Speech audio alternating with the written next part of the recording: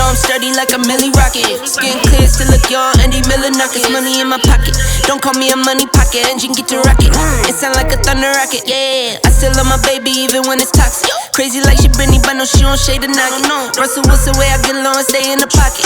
I get paid and do my dance like a touchdown. Yeah, I can't do no time, don't leave that gun around. In my teens, we were acting up and running around. Now we're grown, still get to it if it's necessary. On the ground from January to January. Never met nobody who was rapping this fun. I lit up around the month of February. Told him side, no electric. It's getting hectic. 777. 777. Yeah. Told him slide, no electric. Yeah. It's getting hectic. 777. Yeah. 777. Couple of money in my head just to say they did it. Can't lie, I'm so paranoid and the windows tinted. I own everything around me, you can say it's rented. I opened in 1986. This was originally a sheet metal shop. As a service tech over there, I went through all the factory training, fuel injection, because fuel injection was brand new back then. I had a dream to build my own place right from when I was like 15 years old. When I was a kid, I had a lawnmower repair business. Started myself when I was 14. Fix them up and sell them, and then I was doing repairs and stuff out of my dad's garage. He used to get mad at me because he keeps his garage mint like I keep mine. I give a lot of credit to my grandfather. He put a wrench in my hand as soon as I could walk. I have a passion for this business, so I choose the latter. My son, Teddy, getting your car ready for the dyno. He's running the shop now, and I'm kind of focused on overseeing the whole operation and doing all the tuning. I do all the tuning. It's pretty intense, and I'm self-taught. Just been a very, very long, slow progression, transferring from carburetors and points to electronic ignition to electronic fuel injection, and then the custom tuning came out many years after fuel injection hit the market. So this is the original shop from 1986 to 2000. And I renovated this, we put 2 doors in, moved the lifts, rearranged the shop, and made it more organized. This pipe is 4 foot in diameter where it comes through the wall from outside, and then we step it down to 3 foot. We got 90 tons of air per minute coming in here at 60 miles an hour, so we can simulate on-road conditions. Chassis dynamometer. This is the sensor tower,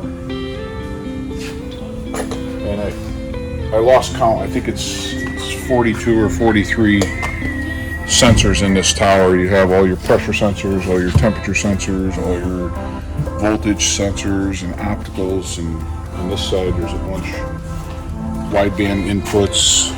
We have 2 widebands.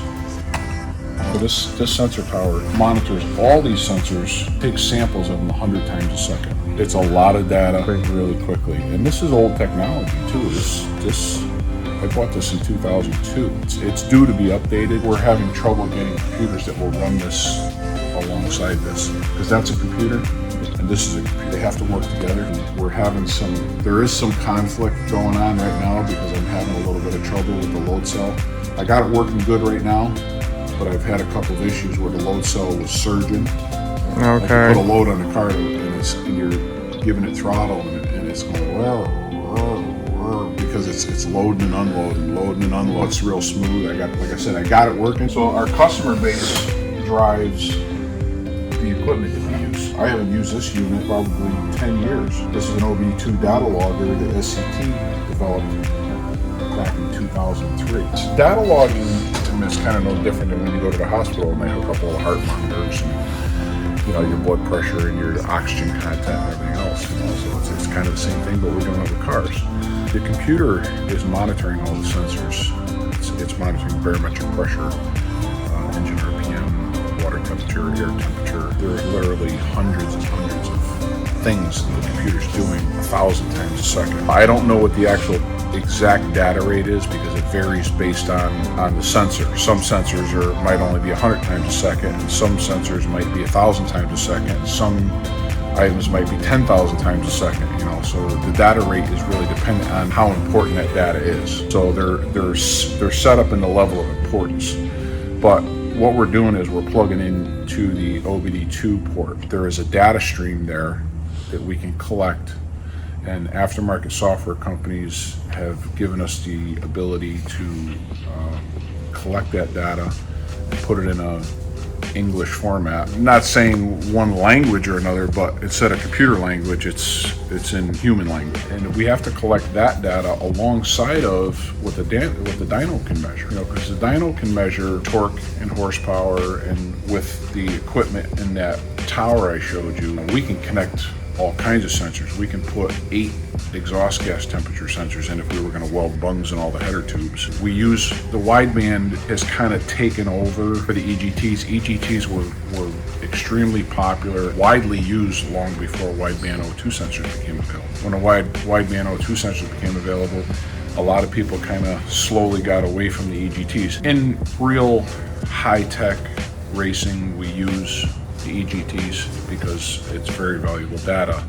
Guys are going to be looking at, which cylinder is flowing more air than the other, and then they may go back in and report the cylinder head or report the intake manifold to adjust the airflow to the cylinders to get all the temperatures the same, and or do individual cylinder tuning with ignition timing and fueling. So with 8 EGTs, you can do individual cylinder timing. But there's a lot of valuable data you can collect. I mean, you can spend tens of thousands of dollars on a dyno if you need to collect all that data. We've had very, prominent companies come in and rent this dyno because of its capabilities. Evans Cooling rented my dyno for like 4 weeks. They had a whole bunch of engineers here, a whole team of engineers. Not only were they using all the capability of my dyno, but they also had their own data logging equipment. Like I said, we data log in the car through the OBD2, and we use the dyno for some of the parameters, and then sometimes we get double information and we can back check them against each other. The tuning process is really a matter of making the engine happy, list terms, give it what it wants. The public tends to get the impression that we can force an engine to make a lot of power. And really, the parts that are in the engine, the cubic inch, bore and stroke, cylinder head design, camshaft profile, intake manifold, throttle body, headers, exhaust, all of the things connected to the engine and all the internal parts really dictate what that engine can do. All I do is find what makes that combination happy. You could do a tune only, no other changes, on an LS1, and you could find 20 horsepower in most cases. Today, if you do a tune only on most of the cars, there's nothing. There's nothing there. You could bang on a computer keyboard all day long and you're not going to find anything.